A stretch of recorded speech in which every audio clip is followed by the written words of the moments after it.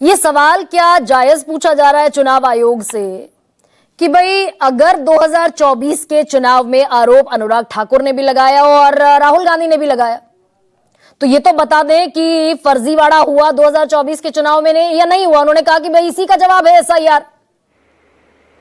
आगे के स्टेप पर बढ़ गए।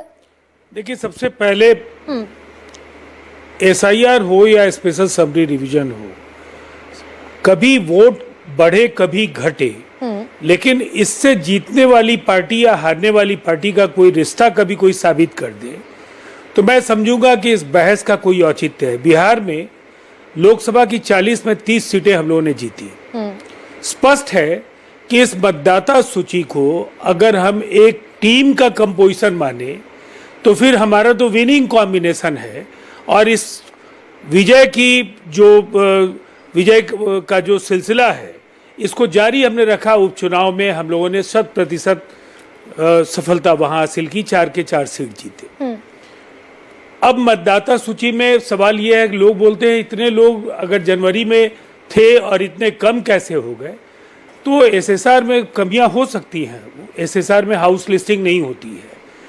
स्पेशल समरी रिवीजन में अगर कमी है और इसकी सूचनाएं निर्वाचन आयोग को है तो उसे ये एसआईआर कराने का निर्णय लिया।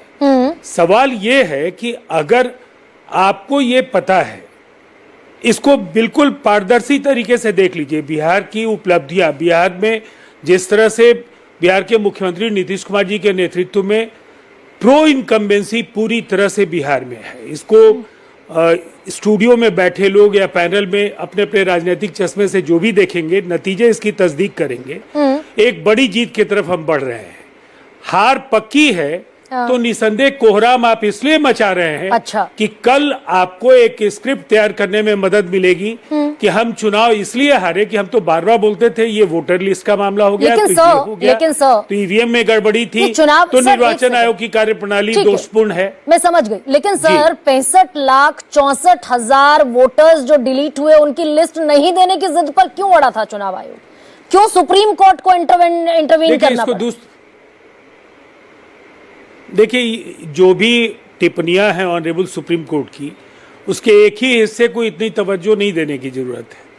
कल तक क्षेत्राधिकार को लेकर के सवाल खड़े हुए, आयोग की भूमिका क्या है और आयोग सक्षम है या नहीं, इस पर honourable supreme court of India ने क्या कहा।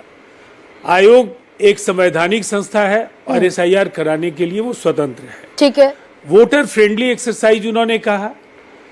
दूसरी बड़ी टिप्पणी है जो एसआईआर को लेकर के इतने सारे आरोप लगे, तो उन्होंने वोटर फ्रेंडली एक्सरसाइज कहा। तीसरा पक्ष है तो बीएलएस को सूचियां दी जा रही हैं। अब उसके बाद अगर ऑनरेबल हाईकोर्ट ने जब दूसरी बार कहा कि वेबसाइट पर प्रकाशित करना है, तो निर्वाचन आयोग ने कोई टकराव का रास्ता अख्तियार नहीं किया। उन्होंने सुप्रीम कोर्ट के सुझाव को अक्षरशः पालन करने का आश्वासन भी दे दिया। नहीं सर, लेकिन चुनाव आयोग लेकिन राजीव जी, ये तो आपके जहन में भी सवाल आता होगा कि भाई मास डिलीशन तो हो गया 65,64,000, उसकी बाद में एनालिसिस बाद में होगी, कौन है, कितने मृत हैं, कितने माइग्रेटेड है।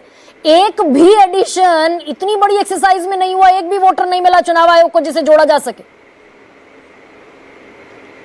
देखिए, वो तो फॉर्म 6 को बाद में भरा जाना था। फॉर्म 6 के जरिए जो एनरोलमेंट होने शुरू हुए वो भी शुरू हो गया। अब एसआईआर की प्रक्रिया पर निर्वाचन आयोग ने इतने सारे प्रेस कॉन्फ्रेंस किए, इतनी सारी सफाई उन्होंने दी है। बार बार जो कोहराम मचाने वाले लोग हैं उनको टुकड़े टुकड़े में हर बार जवाब दिया है। और मैं एक बात, जो महादेवपुरा और पूरा बंगलुरु और महाराष्ट्र को लेकर के भी जो सवाल है, मैं इतना जरूर कहना चाहूंगा कि आप अगर आप आश्वस्त हैं कि आपकी जो पार्टी है वहां सरकार में है, आपका सांगठनिक ढांचा एक सत्तारूढ़ दल का है कर्नाटक में, आपके पास जो जानकारियां हैं वो पुख्ता हैं, आपने मान करके ये आरोप लगाए, फिर इनका सत्यापन करने से आपको क्यों एतराज है? आप 1.5 लाख मतदाताओं तक आयोग का नोटिस पहुंचे, इस प्रक्रिया को आसान बजान। भाई 20-3-20 जिसके तहत हलफनामा राहुल गांधी से चुनाव आयोग मांग रहा है वो तो यहाँ लागू नहीं होता। लोकसभा के जनरल सेक्रेटरी रहे पीडीटी आचार्य ने यह कहा कि 20(3)(b) सिर्फ ड्राफ्ट रोल जब बन रहा होता तब लागू होता है, इस सूरत में लागू ही नहीं होता। लेकिन पूजा,